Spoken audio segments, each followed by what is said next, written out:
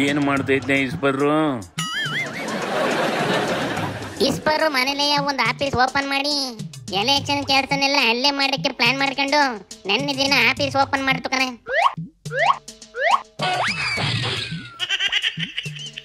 ಆಫೀಸಿಗೆ ಕುಂಬಳು ಕೈ ಹೊಡೆದು ಉದ್ಘಾಟನೆ ಮಾಡಿದ್ರು ಇಲ್ಲ ಕೋಳಿ ಗೀಳಿ ಬಲಿ ಕೊಟ್ರೆ ಹೆಂಗ್ಲೇ?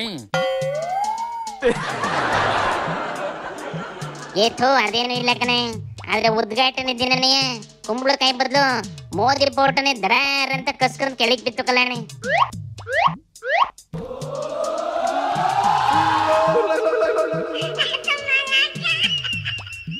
ಇದು ಶುಭ ಸೂಚನೆನ ಇಲ್ಲ ಅಶುಭ ಸೂಚನೆ ಇಲ್ಲ ಬೇಕನೈಸಿ?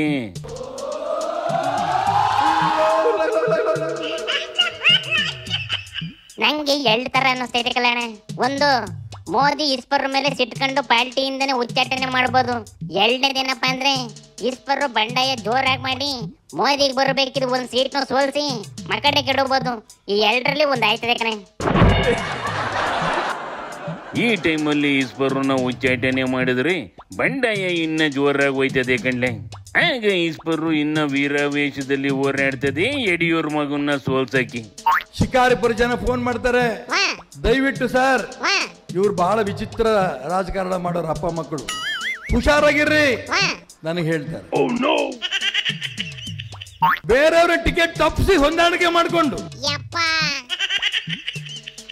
ಅಪ್ಪ ಮಕ್ಕಳು ರಾಜ್ಯದ ಜನರಿಗೆ ಮೋಸ ಮಾಡಿ ತಮ್ಮ ಕುಟುಂಬವೇನೆ ಎಲ್ಲಾ ಸ್ಥಾನವನ್ನು ತಗೊಂಡಿರೋದನ್ನ ವಿರೋಧ ಮಾಡಿ ಇಡೀ ರಾಜ್ಯದ ಯಾವುದೇ ಭಾಗಕ್ಕೆ ಹೋದ್ರು ಕೂಡ, ಶಿವಮೊಗ್ಗ ಜಿಲ್ಲೆಯಲ್ಲಂತೂ ಯಾವುದೇ ಲೋಕಸಭಾ ಕ್ಷೇತ್ರಕ್ಕೆ ಹೋದ್ರು ಕೂಡ ಸರ್ ಈ ಸರಿ ನಾವು ನಿಮ್ಮನ್ನು ಗೆಲ್ಲಿಸ್ತೇವೆ. ಇದನ್ನೆಲ್ಲ ನೋಡ್ತಿದ್ರೆ ಸದ್ಯಕ್ಕೆ ಇಸ್ಪರ್ನ ಉಚ್ಚಾಟನೆ ಮಾಡಕ್ ಹೋಗೋದಿಲ್ಲ ಕಂಬಿಡಾಣೆ.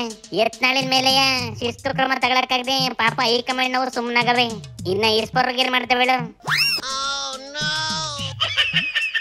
ಹೈಕಮಾಂಡ್ ವೀಕ್ ಅನ್ಬಿಟ್ಟು ಏನ್ಲ ಬೇಕನೈಸಿ? ಹೋಗ್ಲಿ ಬಿಡಪ್ಪ, ಈ ಕಾಂಗ್ರೆಸ್ ನಾವ್ ಏನ್ ಮಾಡ್ತಾವಲ್ಲ ಅವು ಕೋಲಾರದ ಕತೆ ಕೆಡಿಸ್ಕೊಂಡು ಪಂಚಾಯತಿ ಮಾಡ್ಕೊಂಡ್ ಕುಂತಿರ್ಕನೆ. ಸಿದ್ದಣ್ಣನವೇ ಡಿಕೆನವೇ ಕೋಲಾರದ ಕೈ ಲೀಡರ್ಗಳನ್ನೆಲ್ಲ ಕರೆಸಿ ಕೊಂಡಿಸ್ಕೊಂಡು ಕೋಲಾಟ ಆಡ್ರಪ್ಪ ಅಂದ್ರೆ ಬುಳ್ಳೆ ಹೊಡ್ಕಂತ ಇದ್ದೀರಲ್ಲ, ಏನ್ ಮಾಡ್ಬೇಕು ನಿಮ್ಗೆ ಅಂತ ವಿಚಾರಿಸ್ತಾವೆ ಅಂತ ಕಣೆ. ಯಾರು ನಿಜವಾಗಿ ರಾಜೀನಾಮೆ ಕೊಡಲ್ಲ. ರಾಜೀನಾಮೆ ಕೊಡೋ ನಾಟಕ ಪ್ರಾರಂಭ ಆಗಿದೆ. ಡ್ರಾಮಾ ಮಾಡಿ ಥ್ರೆಟ್ ಕೊಟ್ಟು ಸರ್ಕಾರಕ್ಕೆ ನಡೆಸೋರ್ಗೆ ನಾವು ಈ ಸೀಟನ್ನು ಅವ್ರಿಗೆ ಭಯ. KH ಮುನಿಯಪ್ಪನವ್ರಿಗೆ ಸೀಟ್ ಕೊಟ್ರೆ ಹೇಗೋ ಮಾಡಿ ಗೆದ್ಕೊಂಬರ್ತಾರೆ. ಅಧಿಕಾರದಲ್ಲಿ ಇದ್ದವರಿಗೆ ಮತ್ತೆ ಅಧಿಕಾರ ಬೇಕು ಕಣ್ಲೆ. ಹೊರಗೆ ಒಂದೊತ್ತಿಂದ್ರಿ ಇನ್ನೊಂದು ಹೊತ್ತಿನ ಕತೆ ಹೆಂಗೆ ಅಂತ ಜನ ಕಣ್ಣು ಬಾಯಿ ಬುಡ್ಕೊಂಡ್ ಕುಂತವಿ. ಇಲ್ಲಿ ನೋಡಿದ್ರೆ ಹೊಟ್ಟೆ ತುಂಬಿ ಜನಗಳು ಹೊಡೆದಾಡ್ತಾವ್ರಿ. ಹೋಗಿಲ್ಲಮ್ಮ ಅಕ್ಕಿ ಶಿವನಿ ಶಂಭುಲಿಂಗ.